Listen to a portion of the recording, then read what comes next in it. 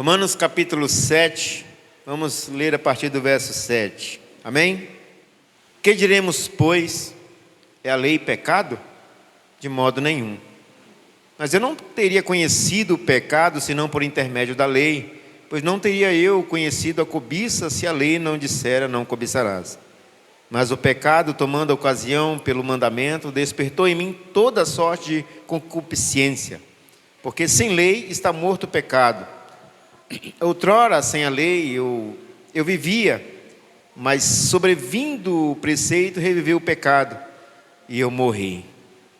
E o mandamento que me fora para a vida, verifiquei que este mesmo se tornou para a morte, porque o pecado, prevalecendo-se do mandamento, pelo mesmo mandamento, me enganou e me matou. Por conseguinte, a lei é santa, e o mandamento santo e justo e bom. Acaso o bom se tornou em morte? De modo nenhum. Pelo contrário, o pecado, para revelar-se como pecado, por meio de uma coisa boa, causou-me a morte, a fim de que, pelo mandamento, se mostrasse sobremaneira maligno. Porque bem sabemos que a lei é espiritual, e eu, todavia, sou carnal, vendido à escravidão do pecado. Porque nem mesmo compreendo o meu próprio modo de agir, pois não faço o que prefiro, e sim o que detesto. Ora, se faço o que não quero, consinto com a lei, que é boa. Neste caso, quem faz isto já não sou eu, mas o pecado que habita em mim. Porque eu sei que em mim, isto é, na minha carne, não habita bem nenhum, pois o querer o bem está em mim, não, porém, o efetuá-lo. Porque não faço o bem que eu prefiro, mas o mal que não quero, este faço. Mas se eu faço o que não quero, já não sou eu quem o faz, e sim o pecado que habita em mim. Então, o querer fazer o bem, encontro a lei de que o mal reside em mim.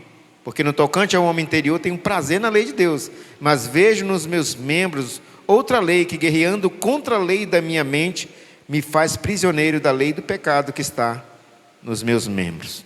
Amém? Oremos ao Senhor. Pai, eu agradeço ao Senhor, Deus bendito, por nos ter preparado na Tua soberana vontade, na Tua soberana graça, Senhor Deus, preparado este momento, esta noite, ó Deus, para reunir o Teu povo, ó Deus, para derramar do Teu Espírito, Deus, para receber todo louvor e toda adoração, e também para ministrar aos nossos corações a Tua santa palavra, Pai. Por isso eu abro o meu coração, Deus, e fala comigo, fala conosco, fala com a Tua igreja, Pai bendito, para que a Tua vontade prevaleça em nosso meio. É o que nós te pedimos, em nome de Jesus. Amém? Poder se sentar. Não sei se é coincidência, mas eu sempre falo isso, né? Esse Deus, esse nosso Deus, Ele é temático conosco. Eu quero, só para os irmãos entenderem, eu quero ler o título da mensagem proposta essa noite: a vontade da carne ou a vontade de Deus? Aí o irmão Paulo leu o versículo lá de Isaías, né? A Priscila aqui fez uma explanação do texto, falando a respeito, né, da vontade do homem em relação à vontade de Deus. E o contraste que isso tem, e os malefícios que isso traz ao seu povo. E aí depois vem o irmão Everton e dá o seu testemunho, de que quando ele fez a sua vontade, né, de uma maneira popularmente conhecida, ele diz que quebrou a cara. Mas foi necessário retroceder e reconhecer que a vontade de Deus é quem tem que prevalecer na nossa vida. E quando nós retrocedemos e fazemos essa avaliação e vemos que isso não nos leva a lugar nenhum, né, e submetemos a esta vontade, que é a sua palavra, que é a nossa regra de fé e prática autoritativa, é a que rege a igreja, é a que rege a nossa vida, não quer dizer que agora tudo vai virar um mar de rosas. Não é assim também. A palavra de Deus não é uma varinha mágica, né, que agora eu vou observar aqui, né, palavra por palavra, para que agora tudo vá bem comigo. Não é assim.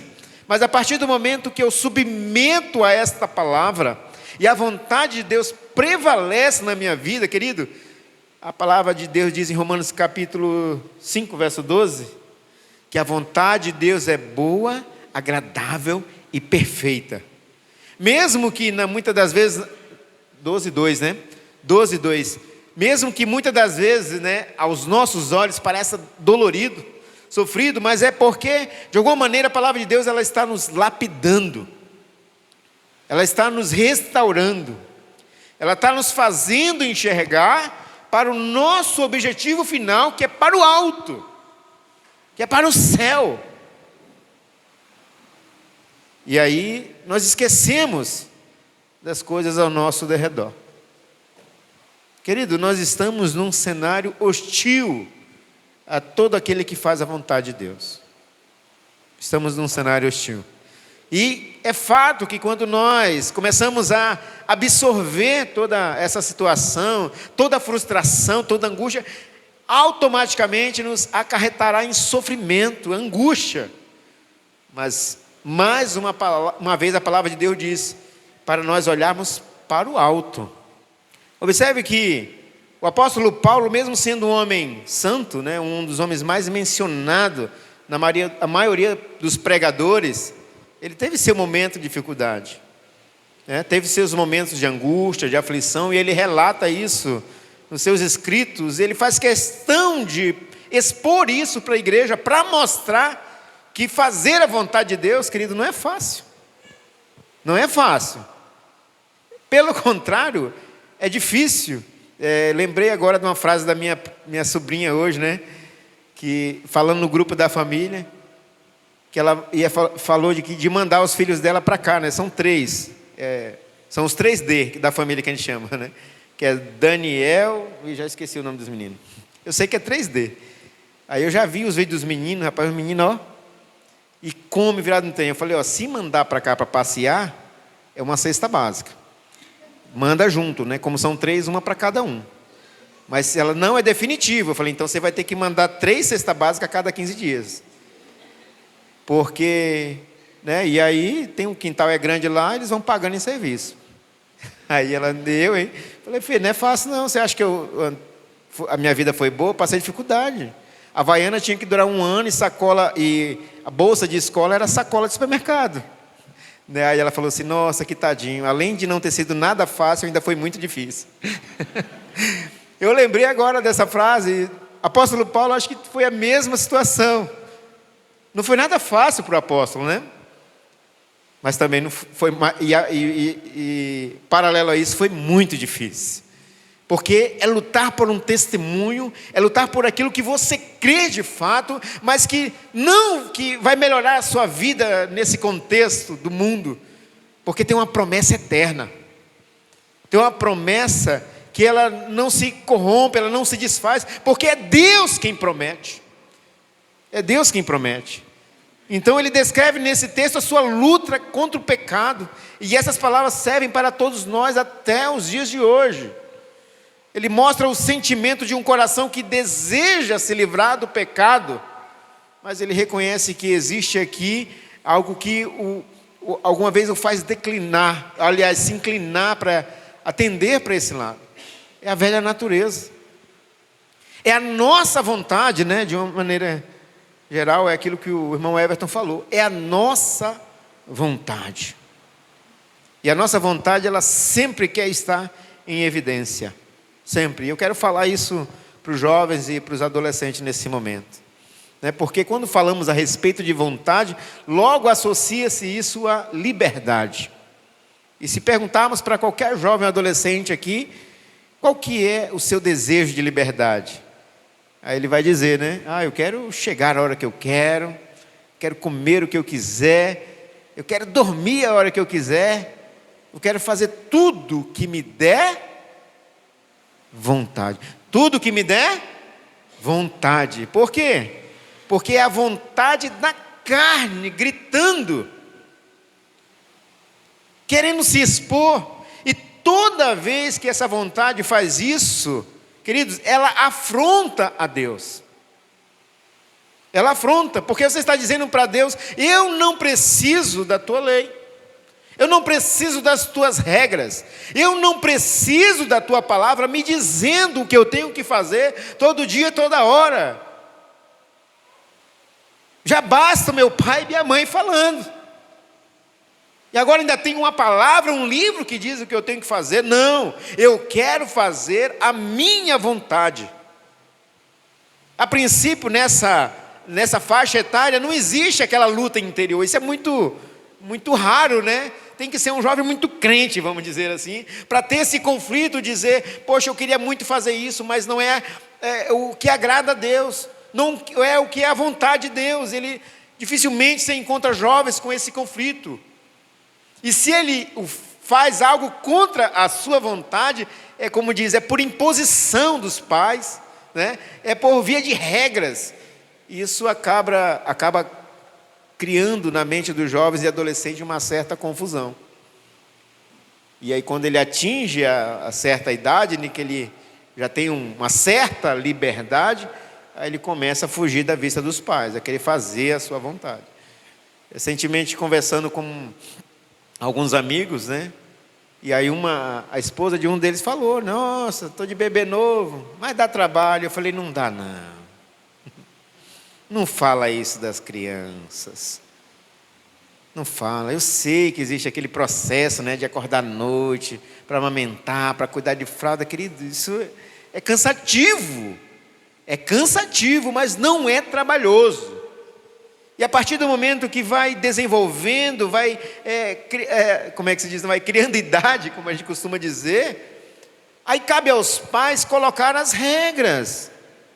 Né? Criança, ela precisa de regra, ela precisa de limite, ela precisa ter hora para comer, tem que ter hora para dormir, tem hora para assistir televisão, tem que ter hora para jogo. É muito simples, querido, e isso é um processo que cabe aos pais, e eu falo para você de forma efetiva, isso desenvolve caráter, responsabilidade nas crianças.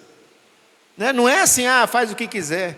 Agora, quando começa a sair da nossa vista, aí vem a preocupação. Vai para a escola, mas você não sabe se foi. Saiu da escola, mas você não sabe se saiu ou se passou em algum lugar. Aí daqui a pouco começa a sair à noite, né, irmã Clay? Você não sabe para onde foi. E quando dorme fora de casa, você não sabe onde dormiu. Aí nem sabe se ele dormiu, nem você dorme. Querido, isso sim é trabalhoso. Mas por que tudo isso acontece? Porque está no DNA caído do homem querer fazer a sua vontade, viver de forma marginal. O que é de forma marginal? Viver à margem da lei, a lei de Deus. A lei de Deus. E foi exatamente assim que eu vivi durante um bom período da minha vida. Eu confesso aos irmãos que hoje você me vê assim falando de maneira muito espontânea, falando de púlpito. Talvez alguém diga assim, nossa, o presbítero fala bem, né? Mas isso não foi sempre assim. Eu era muito tímido, eu não falava na frente. As meninas passavam e falavam, oi, aí eu ficava, não sabia dar uma resposta, gaguejava, eu com 15, 16 anos. Né? Hoje os meninos já estão tudo, né? Espoletinho aí. Eu era muito tímido. E ainda era daquele tempo que usava a camisa por dentro da calça na escola, usava cinto, né, irmão Douglas? Usava desse jeito, tudo tinha que ser tudo arrumadinho, né? Não podia usar tudo soltão, largão, não. Era tudo encaixadinho assim, tudo arrumadinho.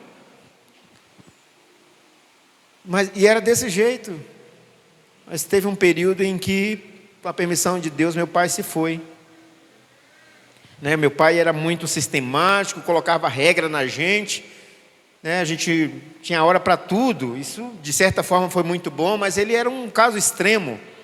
Chegava a punir a gente, meu irmão principalmente, a fio de elétrico. Batia. Isso foi criando uma revolta. Eu falei, eu não quero me submeter a isso. E quando meu pai se foi, o que eu falei? Eu falei, agora eu vou fazer a minha vontade. Olha, meu Deus. Vou fazer a minha vontade. E a minha vontade era conhecer o mundo. E eu não estou falando de viajar, não. Nem tinha condições para isso. Conhecer o mundo era o que as pessoas estão experimentando, o que elas estão fazendo, qual que é a moda atual. Eu quero fazer parte disso, eu quero ser bem visto, eu quero ser reconhecido, eu quero ser parte de uma comunidade, de um grupo, de uma tribo, seja lá como chama. Eu quero ser parte disso. E quando eu comecei a sair, que eu cheguei no mundo lá fora, eu vi que o negócio não era brincadeira. É a lei do mais forte. Porque senão você era bulinado. Então você tem que ser o bulinador. Você que tem que ser o cara, você tem que se impor. E aquela personalidade meiga que eu tinha, você consegue me imaginar meigo? Não, né? Pastor. Pois eu era assim, meigo, tímido, e aquela personalidade ela foi desfigurada pela minha vontade. A imagem do mal foi a minha nova configuração. Eu encarava mesmo. Se eu passasse na rua e alguém olhasse para mim, eu não tinha negócio de... Era o que foi? Intimidador. A minha vontade era ser o cara. Não igual o Roberto Carlos, é claro. Que ele disse que o cara é ele, né? Mas eu queria ser alguém bem visto ali no bairro. E assim, não é que as oportunidades foram aparecendo. O inimigo, ele foi sugestionando. O inimigo, ele foi colocando na minha frente. E por conta da minha curiosidade, eu fui abraçando. Eu fui abraçando. E aí, né, me afundei numa situação que alguns irmãos já ouviram um testemunho aqui, não foi muito legal. Eu, de fato, chegava a hora que eu quero. Eu saía de casa, voltava 2, 3 dias depois. Eu fazia o que eu queria. Um marginal. Não submetia a lei nenhuma, muito menos a lei de casa. A lei da minha mãe. Aquele era o momento, depois que meu pai se foi, de apoiar a minha mãe. Eu fui para o mundo. Minha mãe caiu num candomblé, na bebedeira. E eu fui para outro caminho. Eu sumi da vida da minha família. Eu confesso aos irmãos que eu não tenho lembrança desse período. Daí para frente, por um bom tempo. Eu não convivi com meus irmãos. Eu estava no mundo fazendo a minha vontade. E o que a palavra de Deus fala a respeito dessa vontade, queridos? Em Romanos capítulo 8, um capítulo adiante, no verso 9, por exemplo, voltando aqui para a palavra de Deus, ele diz: vós, porém, não estáis na carne, mas no Espírito, se de fato o Espírito de Deus habita em vós. Não,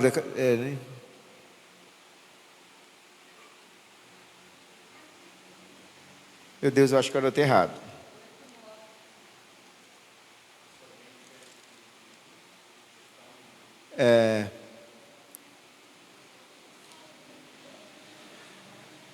Não consigo ler aqui.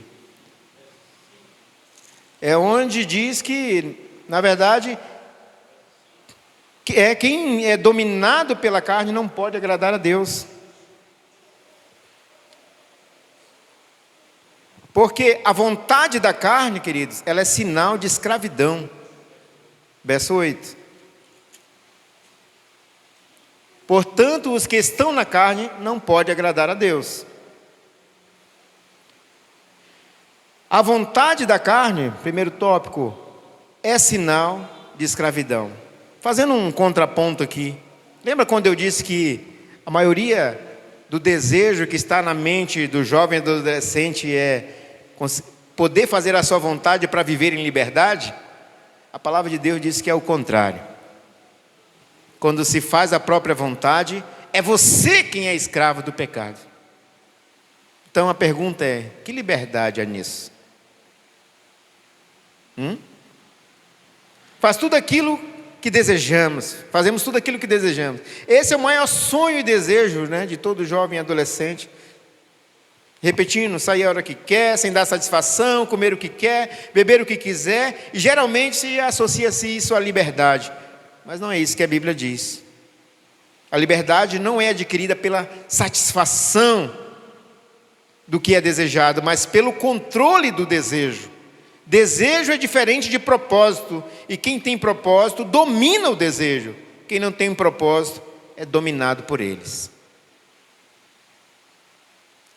Quando o meu desejo é ser livre e fazer a minha vontade, eu me torno escravo. Mas quando Deus é meu libertador, eu passo a ter propósitos. E eu domino os meus desejos, pelo poder do Espírito Santo.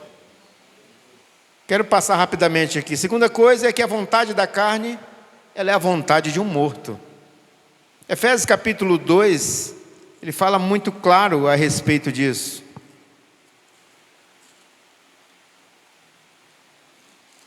É aqui. Sem óculos, não vai não. Efésios capítulo 2, ele diz: e ele vos deu vida, estando o quê? Vós mortos nos vossos delitos e pecados, nos quais, veja bem, andastes outrora, segundo o curso deste mundo, segundo o príncipe da potestade do ar, do espírito que agora atua nos filhos da desobediência, entre os quais também todos nós andávamos outrora, segundo as inclinações da nossa carne, fazendo a vontade da carne e dos pensamentos, e éramos por natureza filhos da ira. Existe uma série de implicações, querido, quando nós desejamos e fazemos com isso com intensidade, com prazer, com desejo, fazer a todo custo a nossa vontade. O texto aqui, em poucas palavras, diz que nós somos filhos da ira, que nós somos mortos, guiados pelo príncipe da potestade do ar, que nós somos guiados pelo curso deste mundo. Olha a série de implicações quando resolvemos fazer a nossa vontade. Nós estamos dizendo que isso tudo que está ao nosso redor é isso que rege a minha vida. Isso é um problema muito grande. Nós, de uma maneira resoluta, estamos nos colocando em afronta a Deus. Estamos gritando em alto e em bom som ao Deus, dizendo: ei, eu sou teu inimigo. Já pensou na gravidade disso? Eu sou teu inimigo. E não precisa falar. As nossas ações demonstram isso. Quando eu desejo fazer a minha vontade a todo custo. E a gente acha que está vivo. A gente ainda vai dizer assim: não, vamos viver a vida, né? De uma maneira intensa. E a gente sabe tanto, veja bem, que isso nos leva à morte, que nós ainda criamos frases de efeito ainda para abrilhantar toda essa intensidade. Nós dizemos assim: viva a vida porque a vida é curta. Porque a gente sabe que isso leva à morte. E aí vivemos num cenário The Walking Dead. Né? Eles não fazem nada, não sei só. Aí um monte, é o que diz no filme, na série, a manada, né? Por que manada? Porque quando um vai, todo mundo acompanha. Para onde vai? Não sei. Ele está andando. E vão todo mundo. Tem vontade. Todo mundo morto.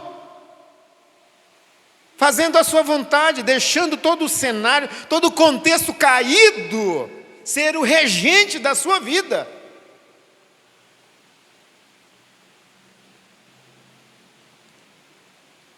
Mas graças a Deus que no primeiro versículo ele diz que Ele nos deu vida. E quando eu estou falando isso, querido, eu estou falando para vivos. Para quem não é mais escravos do pecado, para quem não é escravo da sua vontade, mas é servo do Deus vivo, pronto para fazer a sua vontade, a vontade dEle.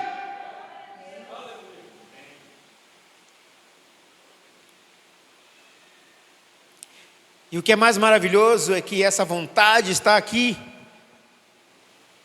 em linhas, em palavras, e ela diz para nós de maneira muito clara, ela diz: ei, não vá por aí. Senhor, mas é o caminho que eu escolhi. Querido, para com isso, para de olhar com a tua visão. Há caminhos que para o homem parecem direito, mas são caminhos de morte.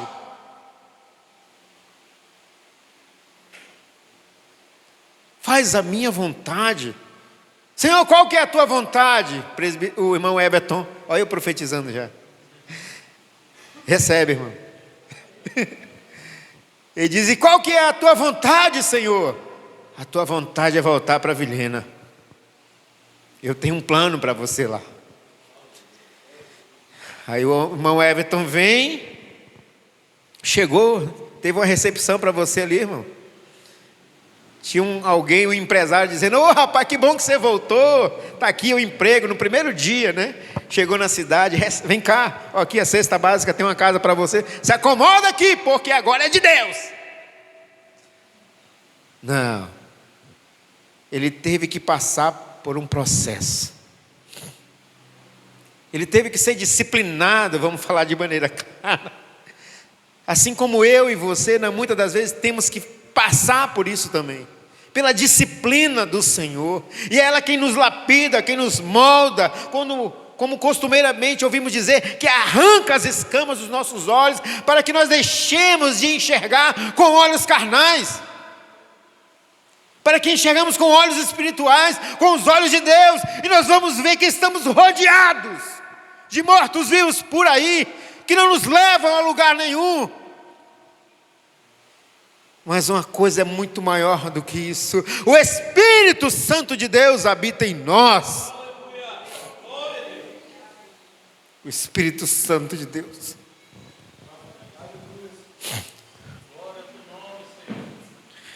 Aleluia.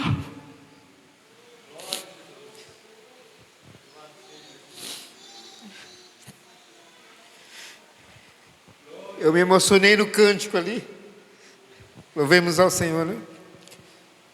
Grandes são as obras do Senhor. Foi um dos primeiros cânticos que eu aprendi aqui na igreja.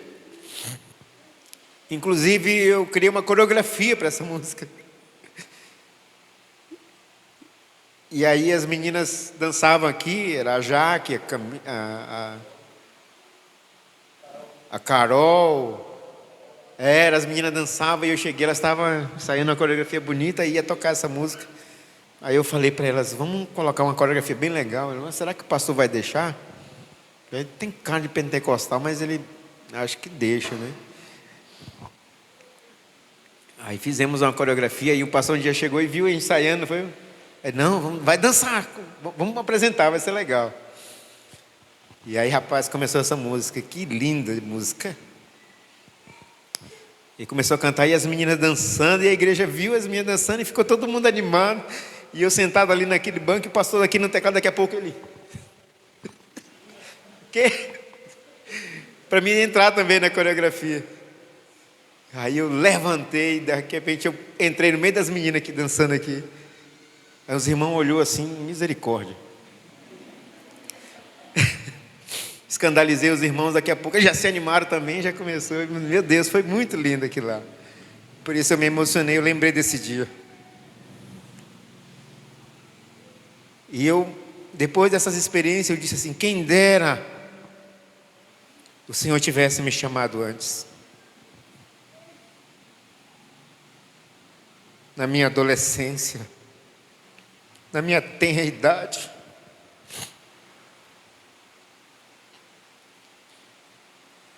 Teria feito grupos, né? A gente pensa assim, grupo de coreografia, de teatro. Depois de velho fica meio difícil, né? Só chama a gente para ser o cara que carrega alguma coisa, só para preencher cenário. Mas eu pensei assim: quem dera o Senhor tivesse me chamado antes. Com todo o meu vigor, minha força.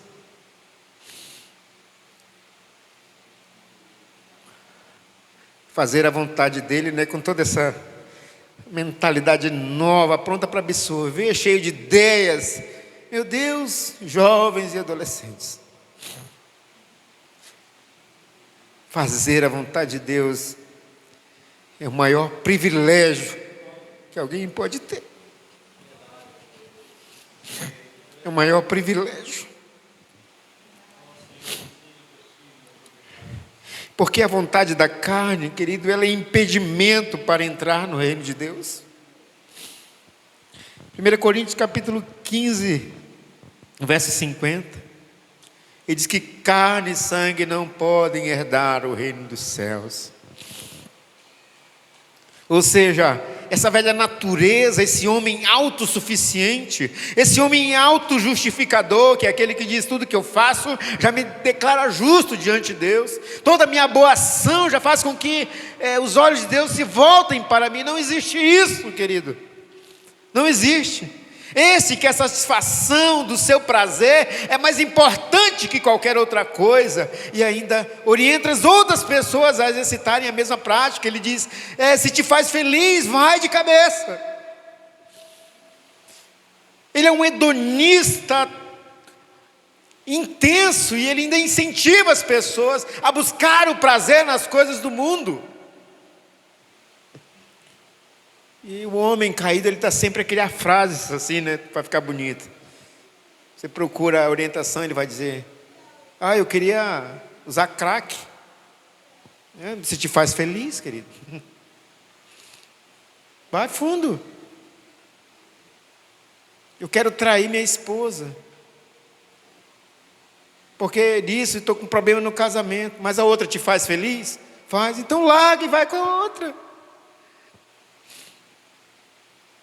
Eu quero sair do louvor. Eu tenho um grupo que se encontra na praça e fica, jogando conversa fora. Daqui a pouco está fumando. Eu acho tão legal. Mas te faz feliz? Vai. Essa é a orientação daquele que busca fazer a sua vontade, a satisfação do seu prazer, e ele ainda incentiva os outros a fazer o mesmo. Mas jovens e adolescentes da Igreja Missionária Volta de Cristo, e todo aquele que ouvir essa mensagem através das redes sociais, YouTube, eu quero dizer para você que aquele que te orienta é Deus, através da sua palavra. E esse Deus, a palavra dele diz que ele é um Deus zeloso, que ele é um Deus cuidador, que ele é um Deus que ama, que cuida.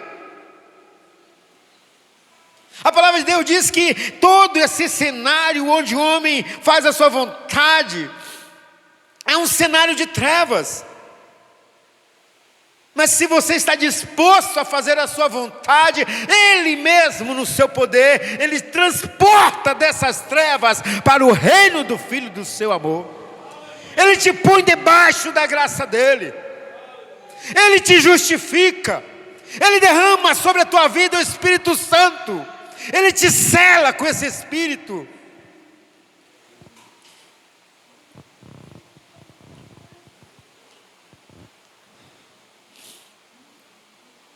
E te dá a vida eterna.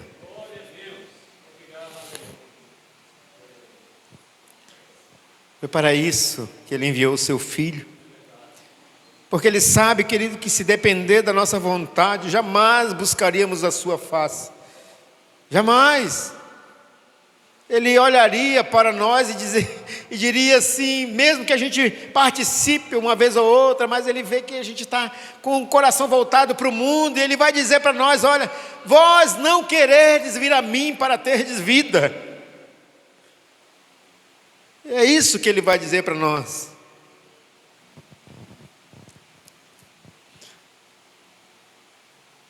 Mas a vontade de Deus é garantir a nossa salvação. Jesus fala muito claro a respeito disso. Ele diz que veio não para fazer a vontade dele, mas para fazer a vontade daquele que o enviou. E a vontade de Deus é esta, João capítulo 6, que todo aquele que Deus entregou para Jesus, Ele guarde, preserve e ressuscite no último dia. Essa é a vontade de Deus. E a vontade de Deus é boa, agradável e perfeita. E a pergunta que eu quero deixar para a igreja, para os jovens, adolescentes, homens e mulheres: o que você quer fazer?